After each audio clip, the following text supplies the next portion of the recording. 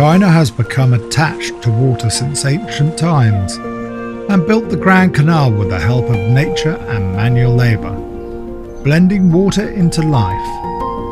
The Grand Canal has travelled through millennia and connects north and southern China.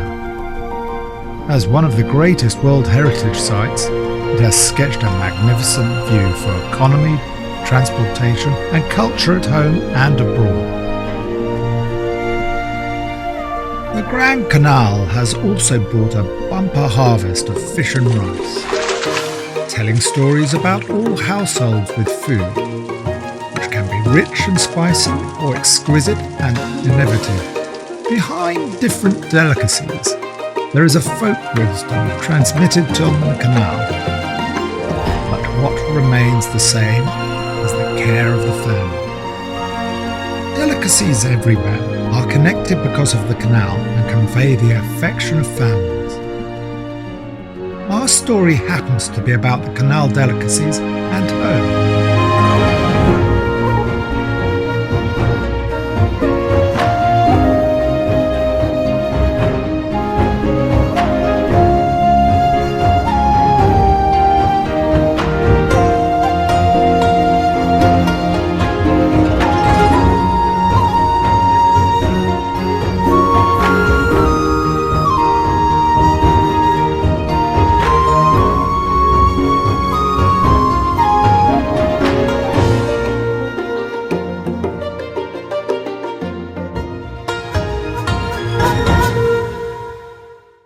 I'm Nino, an Italian chef living in China.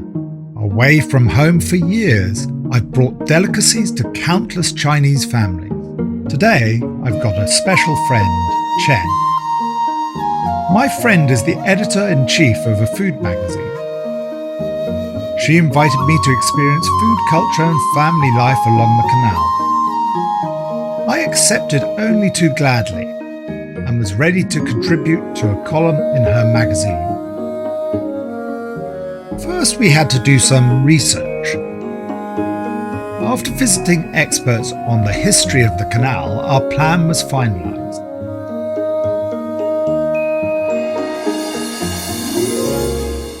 The canal starts from Beijing, passes many provinces and ends in Hangzhou.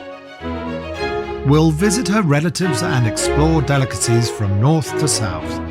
Her uncle, a chef in Taierzhuang, is well versed in the grace and dignity of Shandong cuisine. Her grandparents, who live in Huaiyang, entertain their guests with simple noodles. Her parents specialize in Huaiyang cuisine in Yangzhou, integrating the spirit of the canal into their dishes. Her cousin, food blogger in Hangzhou, has a new approach to presenting delicacies. They are all attached to fine food, and the canal connects stories of an extended family. Our first stop is in the north. The northern part of the canal, which starts in Beijing, has a long and proud history. It has given rise to a rich and dignified food culture, the quintessence of which is found in Taierzhuang. The small town was born because of the canal. It has a lively water system that has nurtured the famous Shandong cuisine. Chen's uncle happens to be past master at Shandong cuisine. We meet our uncle in the morning and take our time to have breakfast by a tributary of the canal. Scallion wrapped in pancake and stuffed pancake are local specialities. Their basic ingredient, the pancake, is a characteristic product of the canal, representing water transport of food grains. The world's wrapped up in a thin pancake is a simple yet wonderful one. Cooked in different ways, it can be either stuffed pancake or scallion wrapped in pancake.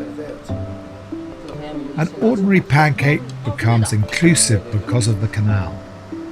How is the canal related to the local delicacies? Chen's uncle goes back to work and we continue our tour of the ancient city. It is said that the Qianlong Emperor stayed here for a while during his journey to the south, and that he praised Taierzhuang. then only a village, as the best village in his empire. But instead of being superior, the city is alive with the bustle of common people. It boasts a rich folk culture, with drummers, stilt walkers, and suona horn players, to name a few. We've also experienced the fun of folk culture.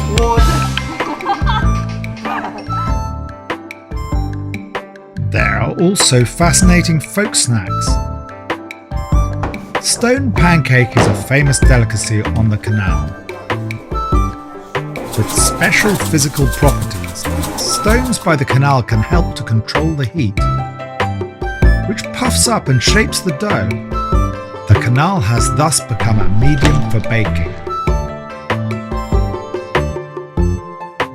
The place is imbued with a thick flavour of Han culture. Chen put on a traditional Han Chinese clothing. We hung out along the ancient street and chanced upon a traditional game of throwing a silk ball for a spouse. I was lucky enough to catch the ball and mounted the gate tower. Dusk fell before we knew it. The glowing sunset indicates a feast.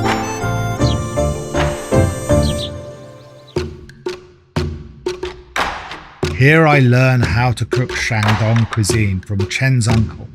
Carbs from the canal area gift from the water. The ingredients are fresh thanks to the quality of the canal water. Aroma arises from simple cooking. Sauce adds the final touch to a savoury dish. Thanks to the ancient canal, materials from the land also contribute to the essence of Shandong cuisine. The typical Shandong dish, Zaozhuang spicy chicken, originated from water transport. I've also tried cooking other dishes to feel the spirit of the canal. We lay a table of dishes by the canal, presenting various delicacies led by Shandong cuisine. Those in water, on land, vegetables and meat. With the development of the canal, fresh water inspires the pursuit of a better life. Chen's uncle sees the canal as his home, processing its products with homely skills to bring good taste to everyone. We bid farewell to Chen's uncle and to the ancient city full of charms and flavours. We take a pleasure boat and sail on the canal in the evening, admiring the night view and watching the fiery dragon show, an intangible cultural heritage.